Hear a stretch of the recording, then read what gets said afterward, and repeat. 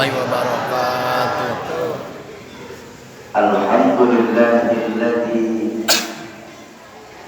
asra bi'abdihi laylan minal masjidil haram ilal masjidil aqsa alladzi barakna hawla. Wassalatu wassalamu ala sayyidina Rasulillah Sayyidina wa maulana Muhammad ibn Abdillah wa ala alihi wa ashabihi wa man tabi'ahu wa wala. La hawla wa la quwwata illa billah, amma ba'd.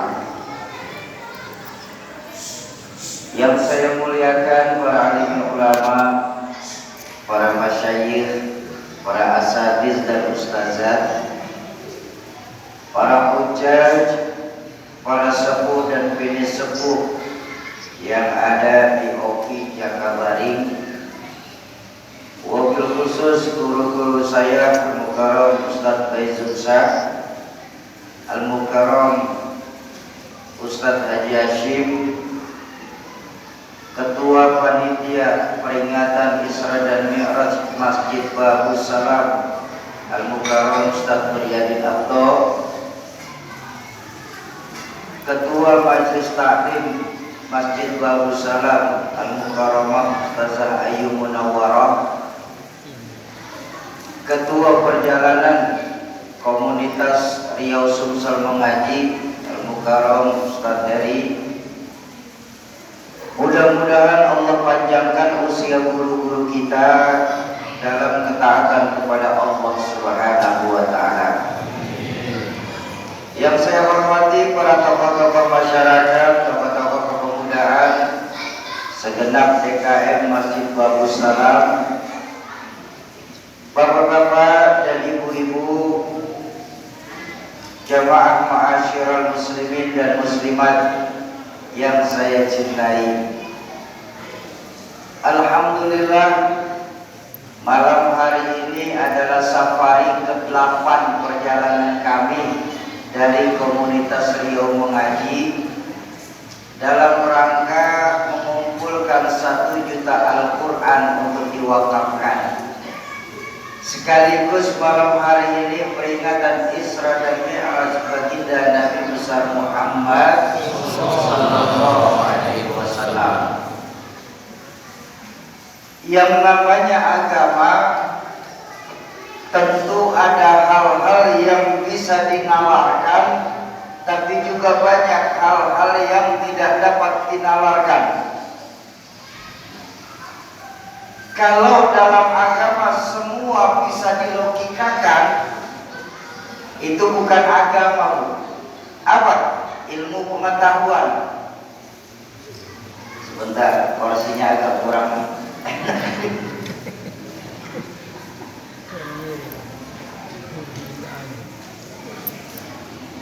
Terlalu rendah.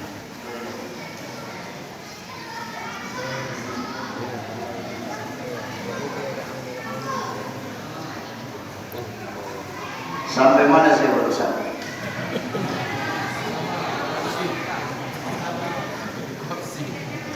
Sampai kursi. Kalau dalam agama semua bisa dilogikakan, itu bukan agama namanya, tapi ilmu pengetahuan. Pun kalau dalam agama semua tidak dapat dijelaskan, itu juga bukan agama, tapi dongeng.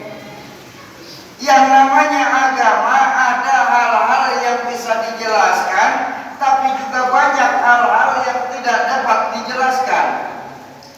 Ketika bertemu dengan hal-hal yang tidak dapat dijelaskan, bisa ditangkap dengan nilai-nilai keimanan. Betul? Contoh yang lagi kita peringatin malam hari ini. Ayo, bagaimana mungkin bisa, Bu, otak sekecil punya kita di OKI Jakabaring ini, Pak, memahami peristiwa sebesar Isra dan Mi'raj? Baginda Nabi dalam melakukan Isra Mi'raj menempuh perjalanan yang sedemikian jauh dalam tempo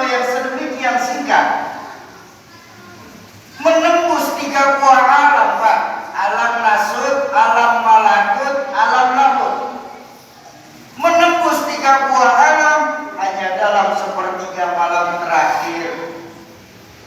Nggak mungkin, kata kita di sini. Betul?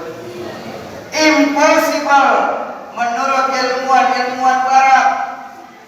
Tapi kita sering lupa, Isra Mi'raj ini maunya Allah. Ketika sudah bertemu dengan maunya Allah, apa Pak yang nggak mungkin buat Allah? Betul? Idza arada syai'an ayyaqula lahu kun. Ada nggak bunyi surah Yasin? Ayat berapa? 82. Ada. Soalnya ada kemarin malam pas baca masih ada itu ya. Itu dari potensi. Iya, yang benar itu. Yang kayaknya mau terakhir dah Soalnya. Kalau hukum otak nggak mungkin bisa menerangkan peristiwa sebesar Isra Mi'raj. Oh, Isra Mi'raj ini maunya Allah, bukan maunya baginda Nabi. Kalau hukum otak, Pak, itu terbentur pada dua hal. Hukum otak terbentur pada dua hal. Apa? Sebab akibat. Itu hukum otak. Contoh. Itu ada anak kecil di belakang saya tuh. Otak saya bakal berpikir, itu ada anak kecil, pasti ada ibu, pasti ada bapak. Betul? Ibu bapak namanya sebab, anak namanya akibat.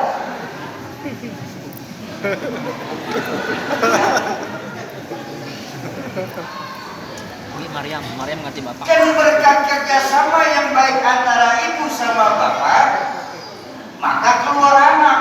Itu hukum otak. Tapi kalau hukum Allah nggak mesti begitu, Pak. Nabi Adam, ibu nggak ada, bapak nggak ada. Allah mau, jadi Nabi Adam. Jadi nggak akan bisa, Pak, diselidikin bahkan dengan ilmu yang paling mutakhir sekalipun. Kok Nabi Adam bisa ada ya? Padahal Nabi Adam nggak punya ibu, nggak punya bapak. Apa mungkin Nabi Adam keluar dari musim? Di sini otak mesti tahu diri. Itu bukan wilayah kamu, tak? Otak. Nabi Adam, Nabi Isa, ibu ada, bapak nggak ada. Allah mau, jadi apa tahu? Jadi nggak akan pernah bisa, Bu, dibicarakan dari kebiasaan masyarakat Tiongkok ini. Kok Siti Maryam bisa hamil ya? Padahal Siti Maryam nggak punya suami. Maaf, Ibu, maaf. Siti Maryam seorang perempuan suci. Beliau hamil tanpa suami, itu disebut mukjizat. Betul? Apa namanya? Mukjizat. Sayang banyak perempuan sekarang gak mau kalah sama Siti Maryam. Di Jakarta ini, di sini insya Allah ada.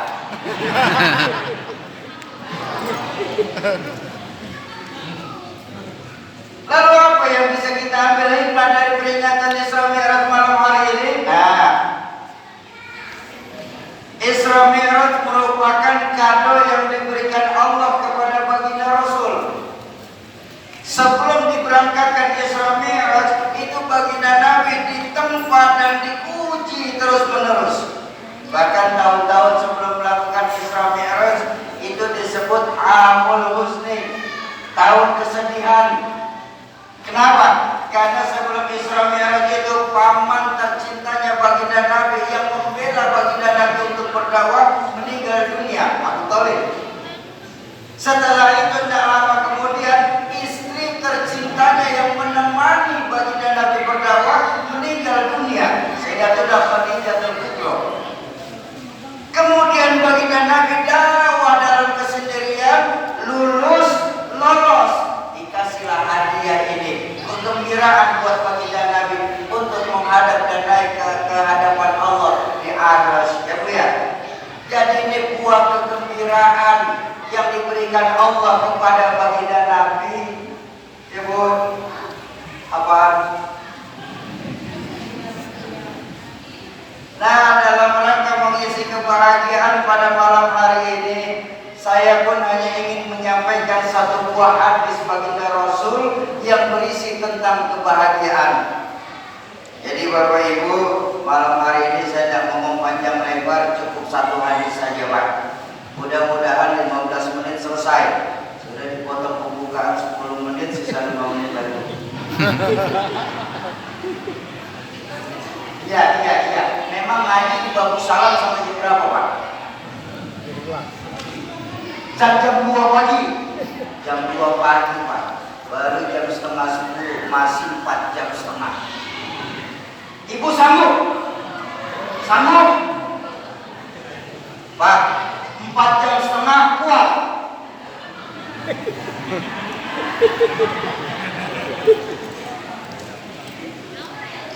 Baginda Rasul pernah bersabda, arba'un min sa'adatil mar'il muslim, bahwa sesungguhnya ada 4 perkara yang kalau kita orang Jakabaring mau bahagia. Pertanyaan saya, kita semua yang hadir di Bagus Salam ini mau bahagia apa tidak? Oh, pasti mau jawabannya. Kenapa? Doa yang kita lantunkan minimal setiap habis sholat itu, Rabbana atina fid dunya hasanah wa fil akhirati, dunia sampai akhirat kita minta bahagia. Tapi pesan baginda Nabi, kalau kita di sini mau bahagia harus punya 4 perkara. Ya Bu, berapa perkara? 4 apa? Perkara apa? Perkara 4. Bingung.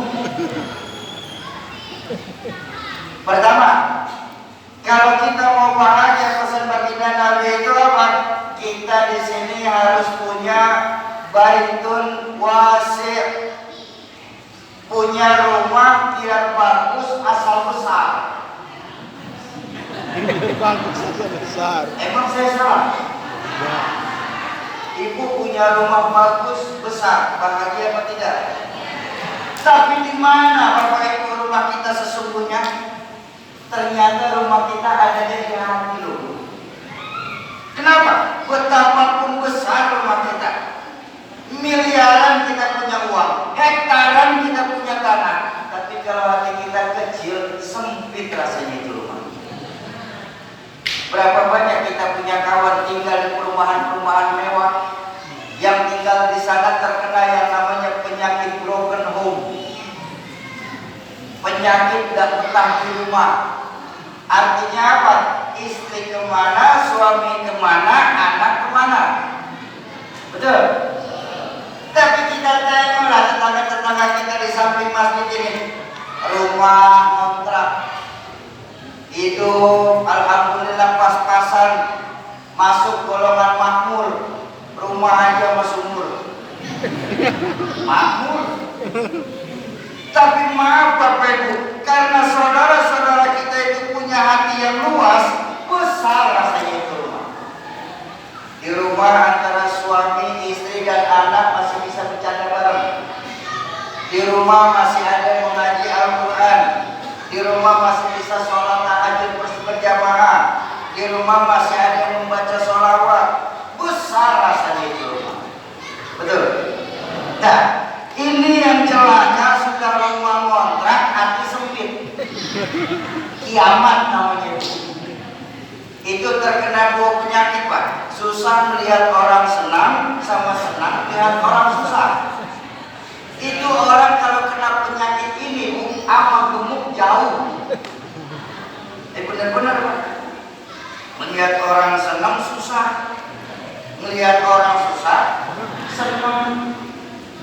Suami pulang kerja capek-capek masih keringetan, sampai rumah istri laporan Pak, bang tetangga kita habis ganti motor meriah. Nggak diapa-apain, meriah aja tuh. Dibawa lah ke dokter, baru sampai depan rumah sakit dapat SMS, kawan kita ganti mobil, langsung diinfus. Saya khawatir begitu dia beli rumah temannya mati, tersiksa oleh perasaan Pak. Makanya baginda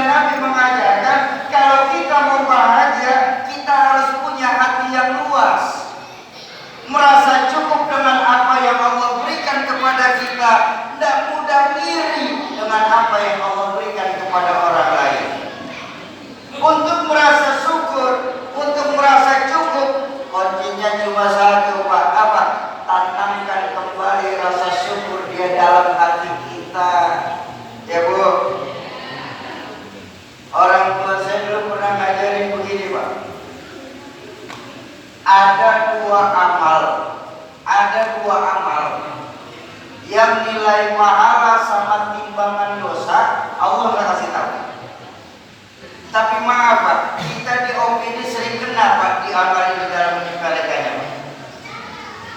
Dua amal ini nilai pahala sama timbangan dosa Allah nggak kasih tahu. Tapi kita sering menyepelekan dua amal ini. Ayo maaf Bapak Ibu, maaf. Kalau mau bicara jujur, termasuk saya pastinya, nilai ibadah saya ini masih sebatas takut neraka, ini masuk surga. Saya dan orang kampung saya, ya, masih sebatas takut neraka, ini masuk surga. Belumlah sampai tingkatan kita dalam beribadah, apakah dengan ibadah yang saya lakukan ini Allah ridho atau tidak. Tapi baik. Saya punya orang tua Allah yarham Izzuddin NZ mengajarkan ada dua amal di mana nilai pahala sama timbangan dosa Allah nggak kasih tahu. Tapi justru kita sering terjebak di dua amal ini. Apa dua amal ini Bu? Pertama, puasa. Allah nggak pernah kasih tahu Pak seberapa besar pahala puasa. Kalau ibadah-ibadah lain jelas pahalanya, puasa nggak dikasih tahu Pak. Silakan Bapak Ibu buka kitab fikih setebal apapun. Tanyalah sama guru yang jenggotnya panjang sekalipun, bab pahala puasa, insya Allah buntu.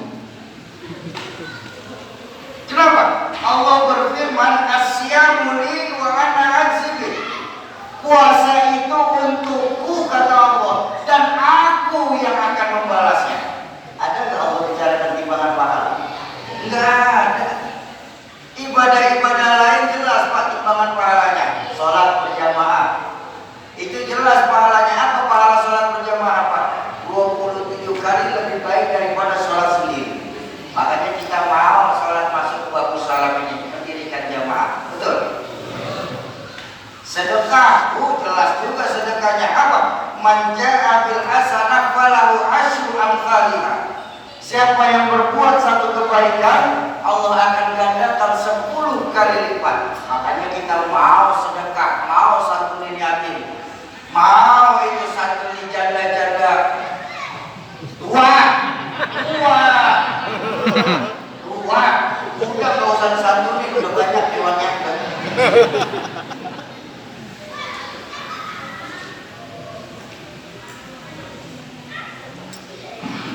Banyak. Pergi haji, haji pahalanya juga jelas Pak. Apa bu pahala haji mabrur?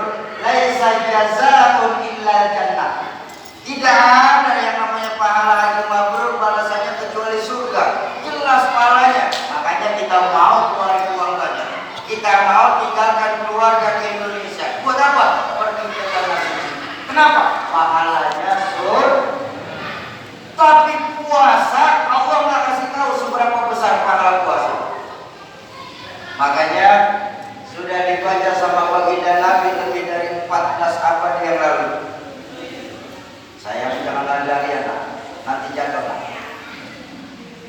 Nanti jatuh itu yang pertama. Yang kedua saya susah ngomong kalau ada saya.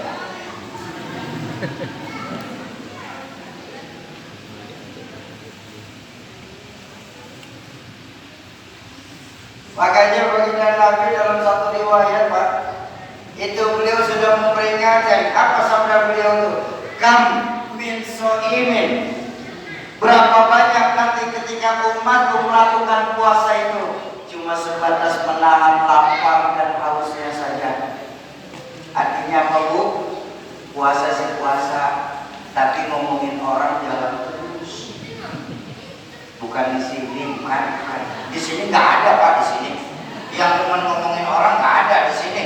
Di kampung saya banyak. Di kampung saya, di sini nggak ada. Di kampung saya ya Bu ya. Di kampung Saya.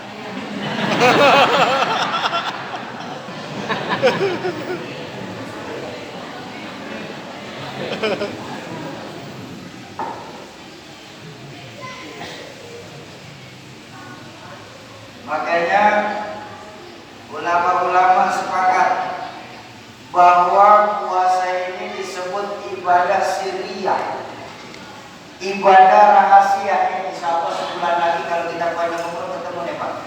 Ya. Jadi Ramadan itu ajarannya luar biasa Bu. Kalau kita mau benar-benar belajar Ramadanlah saatnya Bu. Apa yang diajarkan Ramadan Bu? Nih, yang diajarkan Ramadan sesungguhnya. Jangan kita bicara sesuatu yang haram Pak. Yang halal sekalipun kalau memang belum waktunya kan nggak boleh. Itu Ramadan mengajarkan. Betul. Nasi halal atau haram? Halal. Habis maghrib. Habis maghrib. Pindang